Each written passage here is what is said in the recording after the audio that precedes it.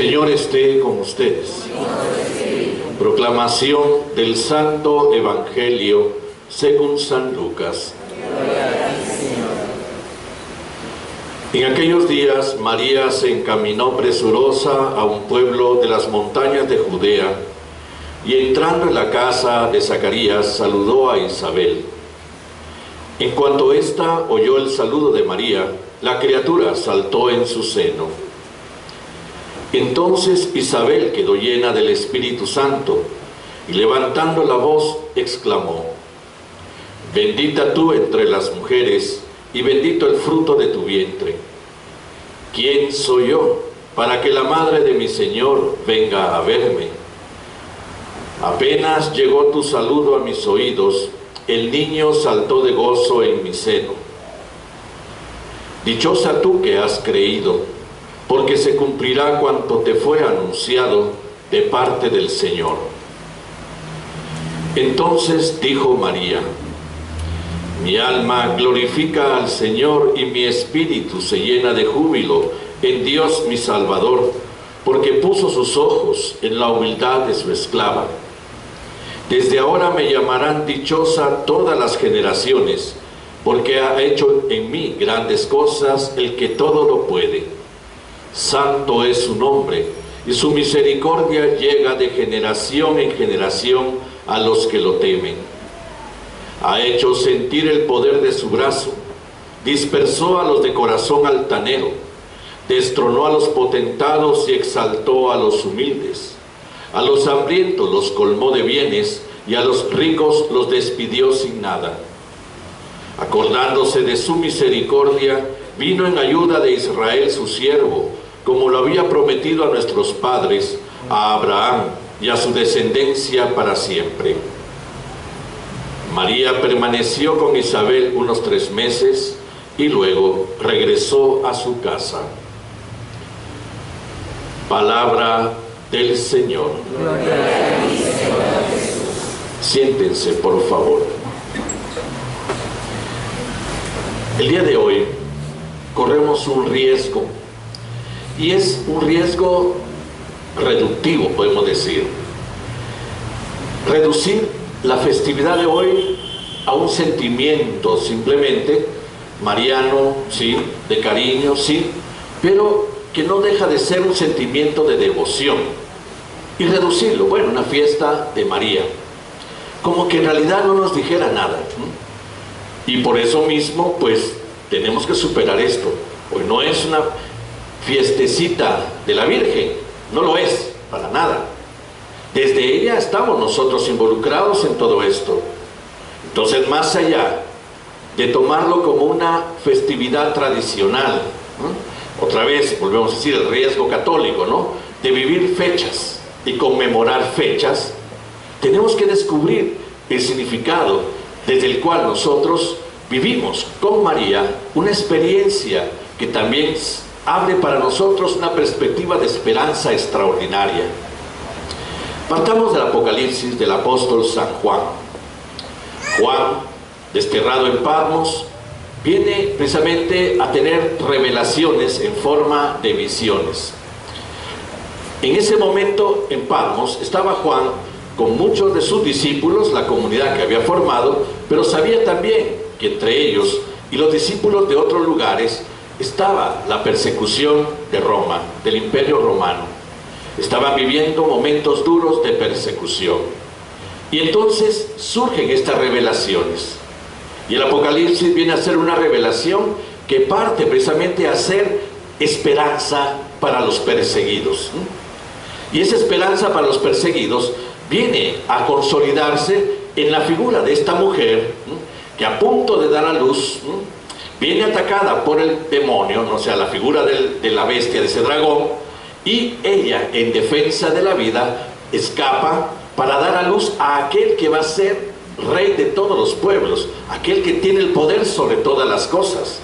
Es como decirle a los cristianos de esas comunidades que estaban atemorizados ante la persecución: tranquilos, tranquilos, el rey que había de nacer para gobernar las naciones y expulsar todo el mal de la historia, expulsar todo el mal de la creación, ya nació, ya ha vencido el poder del mal, ha vencido el poder de la muerte, ¿no? La figura de María es la figura de la humanidad que conserva entonces la esperanza en el don de la vida, porque ahora el don de la vida ya no viene amenazado por la muerte.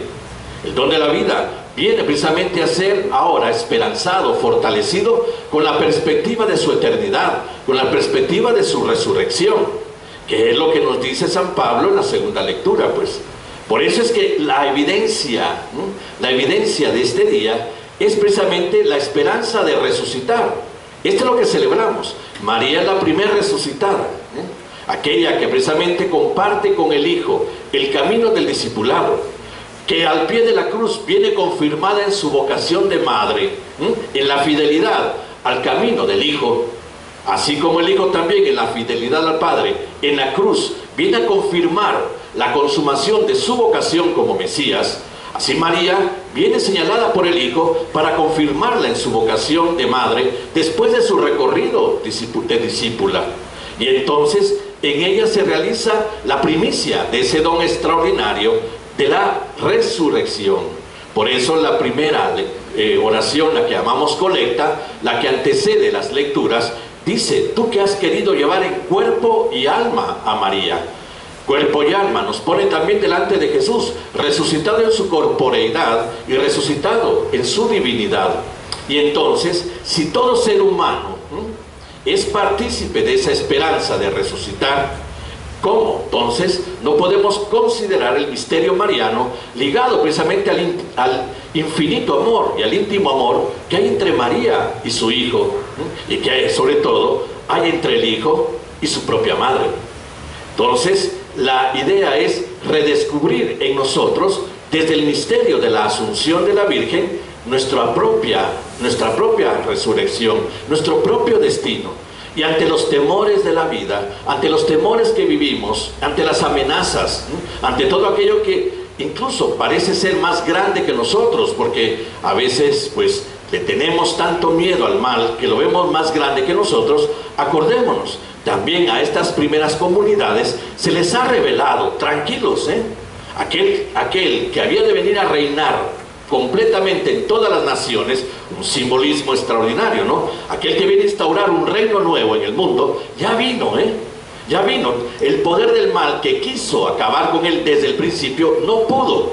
La Inmaculada Concepción, no pudo. Y como no pudo, al nacer este niño, ejerció su ministerio, su vocación, y venció el poder del mal y de la muerte.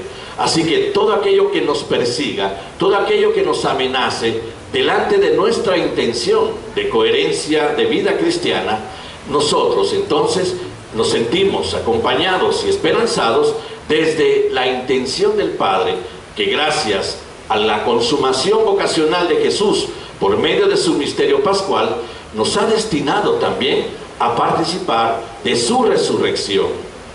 Por eso llama la atención cuando los fundamentalistas bíblicos, en su capacidad reductiva de la Sagrada Escritura, todo lo quieren preguntar y resolver desde ¿en dónde dice la Biblia esto? ¿En dónde dice la Biblia tal? Una ignorancia increíble, que no se dan cuenta que la palabra de Dios, vista solo en el plano reductivo del fundamentalismo de la palabra, puede ser como una piedra que solo se ve de un solo color. Pero la palabra de Dios es un diamante. Y entonces, si yo recojo el diamante, descubro que el diamante es uno, pero irradia luces por todos lados, irradia distintas luces. Y desde ahí descubro precisamente la intención de la palabra, que no se queda en el reductivismo de ¿dónde dice la Biblia tal cosa? Sino descubrir que el don del Espíritu me va llevando precisamente a descubrir la verdad, y la verdad en su plenitud. Y esos son todos los rayos de luz que puede producir una piedra preciosa cuando ha sido tallada adecuadamente. Y por eso descubrimos desde la acción del Espíritu la figura mariana en todo aquello que quiso ser a su tiempo y seguirá siendo en nuestro tiempo motivo de consuelo. Esa es la razón del Apocalipsis. El Apocalipsis no es un libro como pretenden tantos de estos milenaristas o todos estos amigos de fines de mundo y de destrucción, que no han entendido para nada el cristianismo, no lo han entendido para nada. Al contrario, lo ofenden cuando todo lo quieren ver en base precisamente a una visión destructiva, a una visión de fin del mundo, cuando no existe el fin del mundo, existe la finalidad del mundo, que es su realización en el proyecto divino, triunfando sobre el poder del mal y de la muerte. Por eso es hermoso el canto de María, ¿no? Primero ella, desde esa profecía de Isabel, su parienta, viene precisamente a ser aclamada. Dichosa porque has creído, María, Te tiraste al agua, ligada solo al compromiso de la palabra, pero no al conocimiento de su significado. Tú confiaste en la palabra, te tiraste al agua, y dichosa porque creíste, porque se cumplirá cuanto te fue anunciado de parte del Señor. Y entonces María, llena del Espíritu, lo posee, profetiza también ella en este canto que llamamos el Magnificat, donde actualiza en su propia vida el proyecto de Dios, pero también se abre al proyecto de Dios como reino de los cielos en medio del mundo, que es precisamente ese gobernar de Cristo actual, ese gobernar de Cristo en nuestro tiempo, esa tarea que nos toca a nosotros los cristianos, hacer de este mundo una transformación total, donde se evidenciará entonces justicia, donde se evidenciará entonces la paz, se evidenciará el equilibrio de la fraternidad, y desde ahí entonces la esperanza de que esto tiene una continuidad eterna. Y María entonces se convierte en la portadora inicial de ese cumplimiento de la palabra. Y por eso cuando dice, proclama mi alma la grandeza del Señor, solo quiere expresar el agradecimiento, la alabanza de todos aquellos que se han sentido destinatarios del amor de Dios y por lo tanto de la acción, de la historia nueva que Él quiere inaugurar en nuestro tiempo. Y María entonces, ella prefija en ella todo aquello que ahora nosotros también podemos ver si somos auténticos cristianos y discípulos de Cristo, que construimos una historia nueva. Figura de dispersó a los de corazón altanero, destronó a los potentados, exaltó a los humildes, a los hambrientos los colmó de bienes y a los ricos los despidió sin nada. Signos no de una venganza divina, no signos de despojo divino, no se trata de un Dios que quita para poner. Se trata de volver a la justicia inicial, volver precisamente a esa realidad histórica desde la cual el hombre puede comprender que en el bien se realiza toda vida humana, se realiza todo proyecto humano, y vuelve entonces a la carga con el consuelo y la esperanza. Acordándose de su misericordia, vino en ayuda de Israel su siervo, como lo había prometido a nuestros padres, a Abraham y a su descendencia para siempre. Entonces Él sigue acordándose de su misericordia, viene en nuestra ayuda, lo ha prometido desde el principio, desde el origen de la historia, y lo seguirá siendo en favor nuestro para siempre, hasta que quede instaurado definitivamente el reino de Dios en el mundo y en la historia. Y ahí el significado de cielos nuevos y tierra nueva, no de fin del mundo, sino de transformación del mundo en una historia nueva, una historia purificada, en una historia libre de todo mal. Pues entonces vean las consecuencias. La celebración de hoy es como la celebración de la Inmaculada Concepción. No son advocaciones marianas, no es Virgen de la Inmaculada Concepción, no es Virgen de la Asunción, no, son eventos vividos en la realidad de María como una elección particular de parte de Dios, elegida Inmaculada para ser madre del Señor, resucitada y llevada al cielo como su hijo, es decir, destinos propios de la intención de Dios al crear a María y destinarla como madre del Señor. Pero su vocación es aquella que precisamente da a entender que Dios, en su intención divina, la ha hecho madre, no solo de su Hijo, sino desde el Hijo, madre de todos aquellos que con el Hijo, por el bautismo, comparten el ser hijos de Dios. Por lo tanto, madre de todos nosotros también.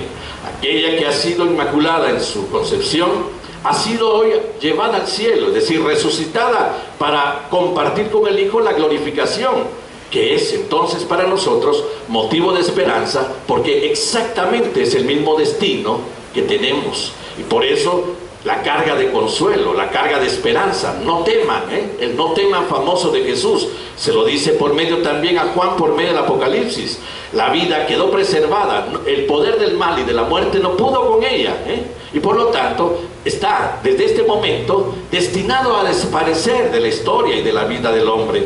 Y María lo prefigura en la instauración del reino de Dios, que trae como consecuencia la verdadera paz, la verdadera justicia, el equilibrio de la fraternidad entre los seres humanos. Pues entonces sí, qué bueno que le tengamos cariño, qué bueno que seamos devotos, qué bueno que seamos marianos, porque eso es inherente a nuestra fe. No porque haya grupos no marianos que en su ignorancia sobre el valor del papel fundamental de María en la historia de la salvación la han rechazado, y parece ridículo. ¿Quién rechaza a su madre? ¿Quién de nosotros, seres humanos defectuosos, rechazamos a nuestra madre? ¿Por qué jocotes? Por decir otra palabra, estos hermanos nuestros piensan que Jesús rechaza a la suya. ¿No es Jesús nuestro referente en la perfección del amor? Entonces, ¿en dónde está puesta su fe en Jesús? Si en realidad creen en Cristo, creerán en el amor que Cristo le tiene a su madre.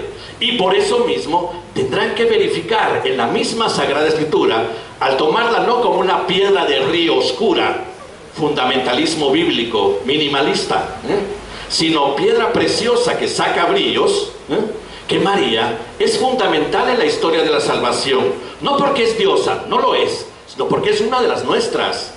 Es una hija de la raza humana, criatura también, pero ella precisamente nos marca detrás de Cristo el camino esperanzador de la naturaleza humana creada por Dios. Jesús no fue creado, Él se encarna en María, pero la primera criatura resucitada para nosotros es ella, es ella. Y por lo mismo entonces nos habla a todos los cristianos, católicos o no. Al final de cuentas, la mayoría de los cristianos lo cree, porque incluso esta fiesta no nació en el seno de la Iglesia Católica Occidental, nació en una reflexión teológica de las iglesias cristianas orientales, las antiguas. No hablamos de estas novedades de 100 años para acá, que al final de cuentas no tienen casi ningún valor, ¿no? Sino de aquellas que han conservado toda una tradición teológica y una reflexión milenaria, y que han compartido con nosotros su certeza. Ellos le llaman la fiesta de la dormición. María fue llevada al cielo, le llaman la fiesta de la dormición. En el principio, en la Iglesia Católica se llamó la fiesta del tránsito de María, ¿no? El paso de la muerte a la vida, y ahora le llamamos su asunción, llevada precisamente a compartir la eternidad del reino con su Hijo. Y esto es para nosotros motivo de esperanza. Por eso la fiesta de hoy se abre a una dimensión esperanzadora para todo ser humano, sobre todo para los que nos decimos discípulos del Señor, y que amamos y creemos precisamente que Él ha querido que María, su propia madre, en su vocación materna, fuera también precursora nuestra en el tránsito hacia lo divino, en el tránsito hacia lo eterno. Por eso la amamos, por eso la veneramos y por eso confiamos en ella. Creemos firmemente en su protección materna, porque su vocación es permanente como la vocación del Hijo, y seguirá siendo madre de todos los que creen en el Hijo y de todos los que esperan precisamente desde la verdad vivir la experiencia de una eternidad. Pues entonces la fiesta de hoy, junto con apoyar nuestro cariño mariano, también viene a ser, desde la intención de la misma Sagrada Escritura, desde la misma revelación, un motivo esperanzador para quienes tantas veces nos sentimos atemorizados por la amenaza del mal, por la amenaza de la muerte. Bien, ahora vamos a pasar a instituir nuevos ministros de la